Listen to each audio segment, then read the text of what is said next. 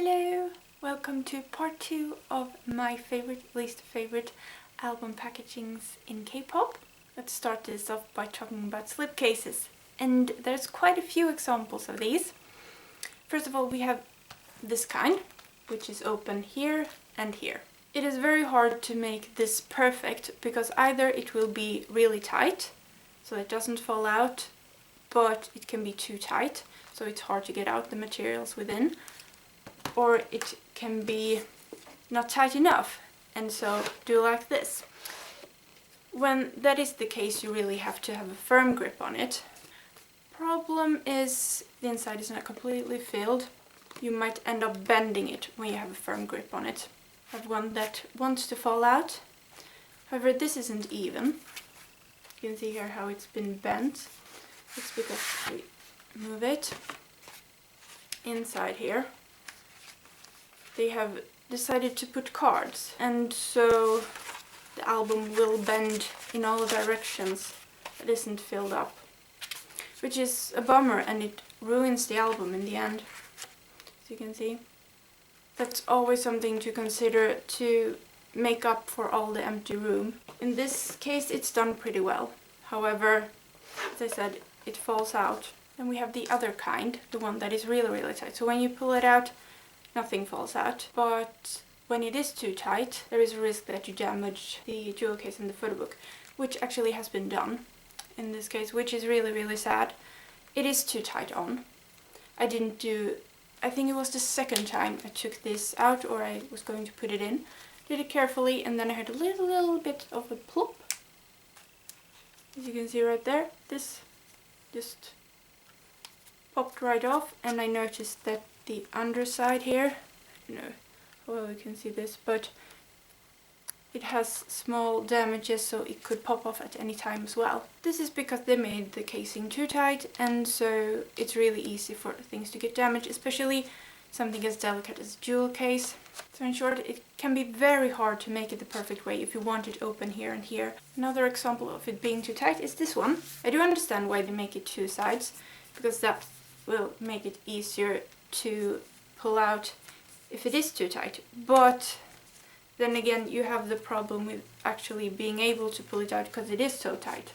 So it doesn't fall, but it takes a long time to get it out, and it can be damaged that way. Another way to do a slipcase is this version, which is essentially the same.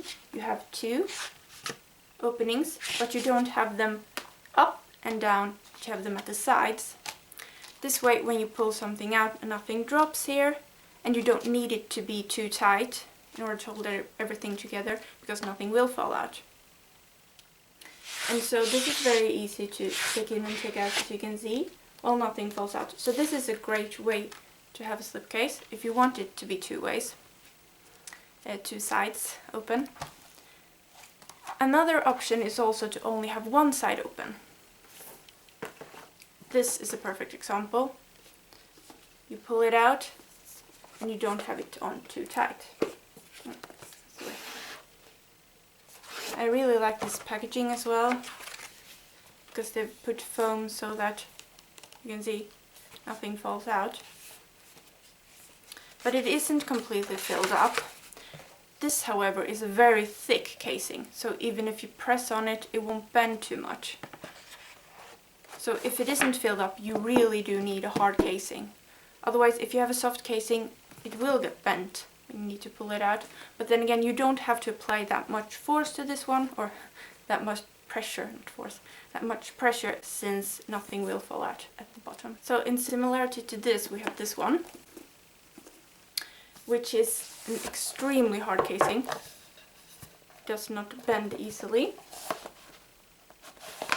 and holds everything together in a perfect way. But when you do it three-way, you shouldn't do it like this, so that the bottom is the one that falls out. Also shouldn't do it so that it isn't filled up, because then, as you can probably tell, this is not the hardest casing, because you have to apply pressure, and then, if you can see it here, yeah, it does get damaged. So if you are going to have it on one side, don't have it on the bottom. You can of course put it like this, But if you want to have it standing at the front, yeah, it limits the options. Another type of slip casing is the plastic one. And with this one I've noticed one thing that is quite reoccurring theme, how it's glued. We can take this one for example. Here you can see it creates a sharp edge outside of the album, which can damage the album around but doesn't damage the album inside. However, there are those cases where it is this edge right here has been glued inside of the album instead. This one is one of those examples. When you already have a slipcase that is quite tight on the album, on the casing or the photo book. In this case it's only a paper photo book and it's a duo case, which we all know is very fragile in itself. And then including this edge. Let's see how good we can... Oh, there we go. This edge right here inside of the album poses a risk of damaging the contents within. Also, in addition to this, plastic casings are often quite thin. BTS Memories, it's not a thick casing at all. Another type of slipcase is the cutout one. So one example here, another one here. As you can see, these slipcases, they have a cutout, so they do not completely cover the insides of the album, the things that it's actually supposed to be covering. It's a nice touch, however, often in these cases, as you can see, parts of the album where it's cut out can easily get stuck. Albums that is standing next to it, either when you take it out or when you put it back in. It's not always you think about, you know, making room so I can put it back in and secure it properly.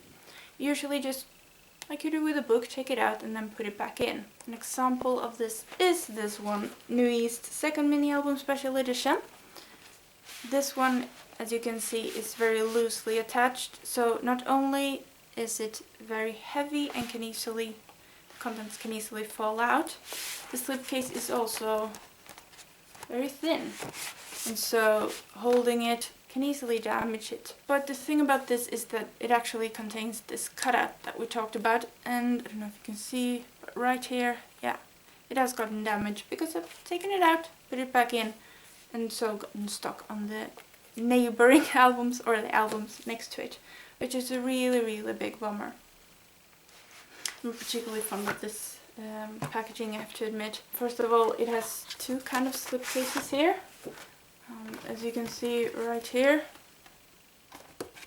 taking it in and out has actually gotten a bit of a stripe right there from wear. And then, as we talked about, this part, the lovely line. We also have this where the album itself is heavier than the cardboard around that is supposed to hold it in place, which is the reason why I have it upside down, because this has been weighed down so much. As you can see, it's damaged, so I had to put it the other way around for it to not get damaged even further. It is also very thin again, so when you need to hold this really tightly, this also gets pushed in. If we take another example of the whole, we have a cutout here again, but we also have a very thin casing. As you can see, it easily gets damaged, especially when the contents are so heavy. You need it to be tied on, and then you can see how worn out it gets because it's so tight and the slipcase is so thin that it easily gets damaged as well, which is a big bummer. Then we have another type of hold it all together casing, and it's this one, or this one.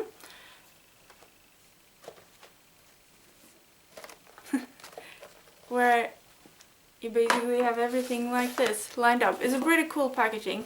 In this case it's not so great because this one actually should hold extra.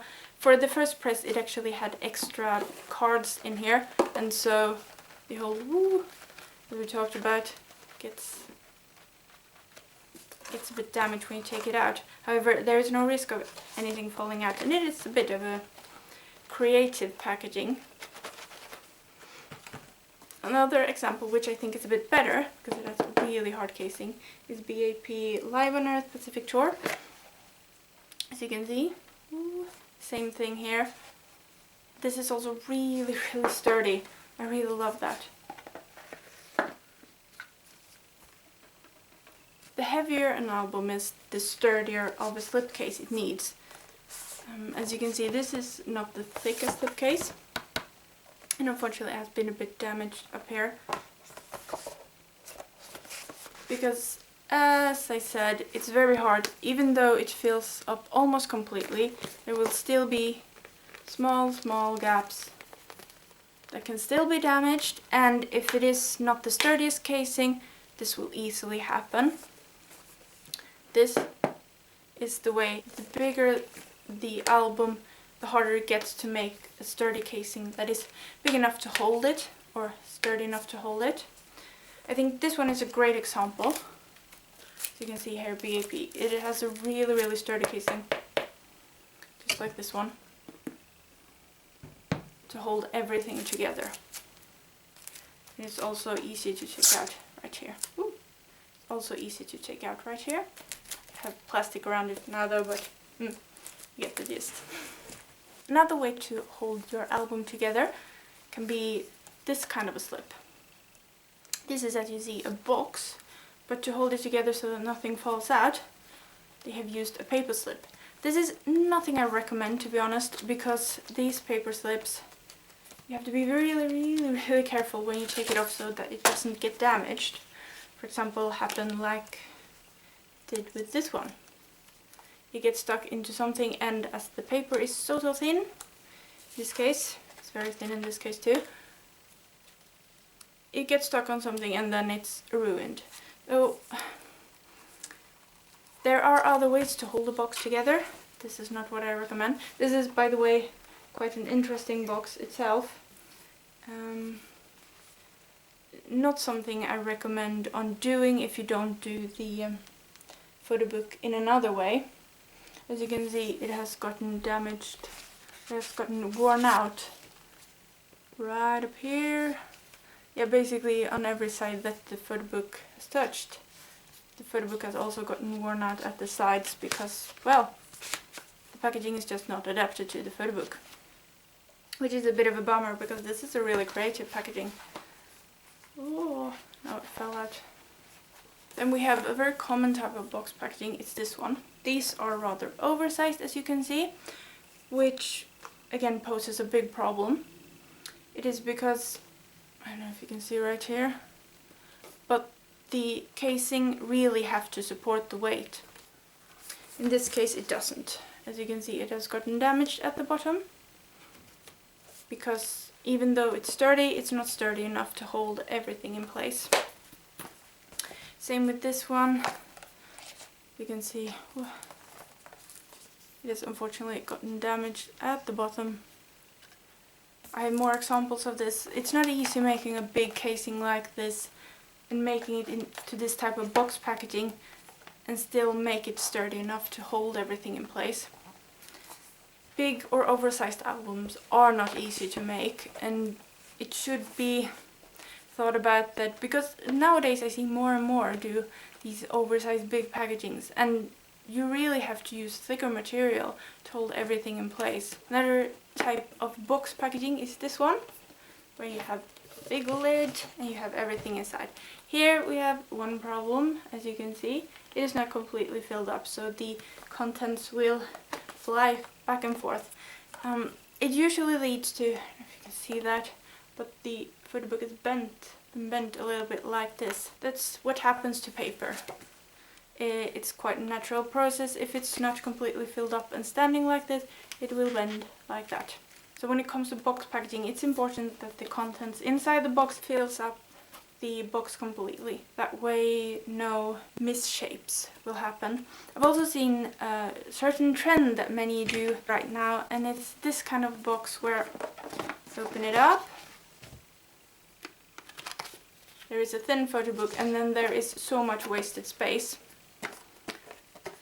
Yeah, I'm gonna take it out, but it's just space underneath. As you can see, it seems like a bit of a waste of space doing this big of a box and then basically not putting in more than this photo book, which is a really nice photo book, but it is a bit of a false advertising. You expect a big photo book or more contents when you buy this big of a box. This box also, this is not very common to do, but I don't know why they did it like this. It will stand and wobble a bit because the lid is not completely covering, just halfway, which means, yeah, the wobbling factor is there. Then we also have this type of box packaging where it's actually attached like this. It seems a bit, well, it's nice, but this can be rather fragile. As you can see, it's just a thin cardboard piece glued together, so hopefully it won't rip apart, but there can be a risk for it. Again, not completely filled up. Another thing about these type of box packagings is that they usually put the CD at the bottom, which means that you have to dig a bit. Now again we have the wasted space here. Dig a bit to get to the bottom of it. This one isn't that bad, but certain albums, well, there is a lot to dig up before you actually reach the album itself. Another box we have here is the metal box. Metal is not that commonly used because when it comes to metals, they corrode. They basically come in contact with oxygen and then they start corroding. A really good example of this is Big Bang's Alive album. I do not have this myself because it started to rust so fast that I never got around to buying it. I bought the Still Alive album instead. I will include a picture right here so you can see how it looks like. I researched this and this album is most likely steel, which means it's iron. Iron rusts. Other metals don't rust. For example, copper. When it oxidizes, corrodes, it gets a green sort of surface that you have to polish away in order for it to get that sparkly copper color again. For example, silver. It gets this really dark surface that you have to polish in order to get the sparkly silver out again. I'm pretty sure this is also made out of steel. The difference is that they have probably coated this like they do with most tin boxes so that they won't rust. This of course means it's not completely free of rust. It can still, corrode, it can still rust, but they have taken precautions so it won't rust like that. When it came to Big Bang's Alive album, it seems like they took no precautions. They did no coating. They wanted it to rust immediately. YG had some sort of explanation that it was to make it look antique. Problem is that corroding, ruins the metal. So it ruins the whole album and it apparently also made it smell because, rusting isn't all that nice. This rust also rubbed off on other albums. I have seen quite a few stories about people that had, some problems with this. I thought I would research it before I actually made this video, considering the fact that I don't have it myself, but I still wanted the facts. So from what I could tell is that it of course was made out of iron, steel, because of the fact that it rusted, but also I'm pretty sure they took no precautions to make it less prone to rusting. This was not a good idea in my book. Rusting is not a good thing. Just by touching the Big Bang Alive album apparently made it oxidize quite quickly and made it rust. So it made me think, because it's not that common to use tin boxes in Kpop albums, but it is quite common to use something else that is made out of metal, and that is we have right here. You can't see it, but you can probably hear it. We have a magnet right here. A magnet is really good as it holds together the album. Problem is you can't see what material the magnet is made out of, how well treated it is, how prone it is to rusting. To make a magnet demagnetize, you either have to basically drop it so both the poles attracting each other, they become the same and they start repelling each other. Another way is also for it to corrode, as this either makes it rust or builds up a surface that makes the magnet lose its magnetism, basically. The problem is with these magnets First of all, they are pretty much always covered inside of here, so in that way they are covered. It still gets through, as this is wood, you know, this is cardboard. It gets through, but we can't touch it directly, which is a good plus. Problem is just when there's no more magnetism left, what do we do then? Because we don't know if this inside has it started to corrode, what has happened to it, and to be able to know that, we would have to actually take the album apart, which is not a good idea because then we would ruin our album. But at the same time, do we want something rusting inside our album? Now, I still think it's a good idea with the magnet. But there is always something to consider. You know, with every good thing, there can always be something bad. And I try to think of all the sides of everything when I do these videos, so that I don't tell you like, this is the miracle solution to everything, because you need to think about both sides. But I still think magnets are a good thing. And then they are pretty protected inside of the album. But there is always that factor to consider, that we actually don't know how the magnet inside of the album, which metal is it? How is it treated? And also, one thing you should remember, that if you live in a very moist climate, it is a higher risk for things to rust. If you have water close, of course water makes things rust a lot faster. But other than that, I really do enjoy when they put magnets on the albums, as it makes it stick together. It makes it much easier. But one would ask how long the longevity is of these magnets. I personally would still prefer it to be a magnet, but you never know what the material's inside. So that was everything for this time. Yay! Oh, I talked so long. I hope you enjoyed. Thank you so much for watching. Bye!